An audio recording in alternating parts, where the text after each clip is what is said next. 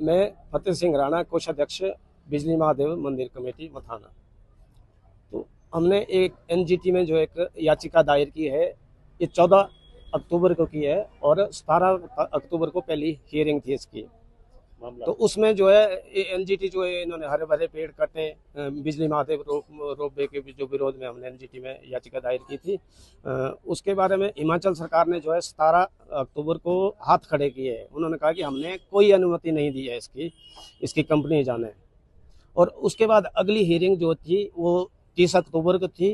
तो उस दिन भी इनका ना ही कंपनी का ना ही हिमाचल सरकार का कोई जवाब नहीं आया। एनजीटी ने जो है हिमाचल सरकार को 3 दिन के अंदर जवाब देने को कहा है और एनएचएलएम कंपनी को 1 सप्ताह का टाइम दिया हुआ है और 13 तारीख को अगली हियरिंग है। तो मुझे लग रहा है जो जवाब देने में इतनी आनाकानी कर रहे हैं, तो इन्होंने अनियमितताएं बरती गई है, बहुत सारी अनियमितताएं बरती गई है, तब ये जवाब नहीं दे रहे टाइम से। बाकी जो वन अधिकार समितियां हैं, इन्होंने भी एनओसी दिया है। एक पेछा वन अधिकार समिति पेछा, वन अधिकार समिति तलोगी और वन अधिकार समिति बल 2। सबसे पहले तो है कि अगर इन्होंने 90 दिन कमेटी का गठन होने के बाद अगर 90 दिन के अंदर कोई कार्य नहीं किया तो वो ऑटोमेटिकली कमेटी कैंसिल है, उनको कोई अधिकार नहीं है एनओसी देने का। उसके बाद भी हमें लग रहा है कि कुछ अध्यक्षों ने, वन अधिकार समिति के अध्यक्षों ने हमारे से कहा है कि जो हस्ताक्षर इनके कटिंग करके हुए हैं, तो हमने तो हस्ताक्षर ही नहीं इसमें किया है, तो इसका मतलब ये तो फर्जी तौर पर बनाया गया दफ्तर बैठ के।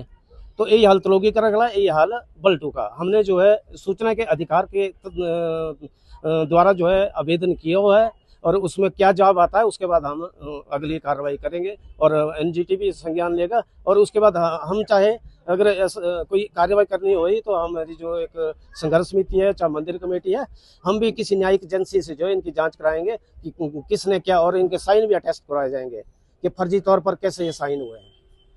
25 तरह की तो फॉर्मेलिटियां पूरी करनी थी इनको, लेकिन मुझे लग रहा है कि नहीं की है, और जो की भी होगी तो फर्जी तरीके से इन्होंने तैयार की हुई है दफ्तर बैठक में। और वन अधिकार की समिति के उससे ही हमें लग रहा है इन्होंने फर्जी तरीके से दफ्तर में बैठ के जो है फॉर्मेलिटीज पूरी की है, और 25 तरह की तो इन्होंने बिल्कुल की ही नहीं है। इसमें अनियमितता है और हरे भरे पेड़ों की जो बलि दी है, इसके जिम्मेदार कौन होंगे? जिन्होंने जो अगर फर्जी तरीके से की है वही इसके जिम्मेदार होंगे और उनको ही दोषी पाया जाएगा और उनके ऊपर जो है हम न्यायिक एजेंसी से अलग तरीके से जांच करवाएंगे कि भाई क्यों इन्होंने फर्जी तरीके से इतने हरे भरे पेड़ों की बलि दी। जेपी नड्डा जी से मिले जब हम ना कमेटी का गठन किया था प्रधानमंत्री जी ने कि 3 सदस्यीय कमेटी का गठन है, उसके पास जो है कमेटी के पास अपना पक्ष रखो। हमने अपना पक्ष रखा और अब एक कमेटी जो है प्रधानमंत्री जी को रिपोर्ट भेजेगी अपनी, तो और जो है अपना प्रधानमंत्री जी इस पर फैसला लेंगे। उसके बाद ही जब तक नहीं आएगा तब तक तो हम विश्वास नहीं करते, लेकिन हमें पूरी उम्मीद है कि भाई इसमें हमारे पक्ष में ही, महादेव के पक्ष में ही फैसला होगा। तारीख को पहले सबसे पहले तो हमने एक मंदिर कमेटी, एक फाइल संघर्ष समिति की तरफ से, और उसके साथ आदरणीय महेश्वर जी की एक फॉरवर्डिंग लेटर लगा तो वो सौंपा उनको जी। उसमें पूरा सारा कुछ है, त्रासदी के जो दरारें पड़ी है, पेड़ कटे हैं, और जो भी हमने पत्र व्यवहार किया है हिमाचल सरकार से, राज्यपाल से, प्रधानमंत्री से, नितिन गडकरी जी से, जो भी हमने 2023 से लेकर पत्र व्यवहार किया है उसकी प्रतियां भी और बहुत सारे दस्तावेज हमने सौंपे उनको।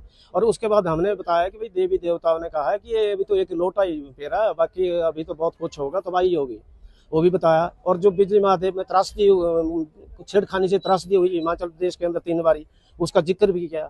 और उसके बाद जो राजा महेश्वर जी ने जो जगती हुई उसका भी बताया कि सभी देवता रुष्ट है, नाराज है। हमने पूरी तरह से अपना जो है एक पक्ष रखा वहाँ पे, और हमें उम्मीद है कि जरूर प्रधानमंत्री जी इस पर जो है उचित कार्यवाही करेंगे और रोक पे कैंसिल करेंगे।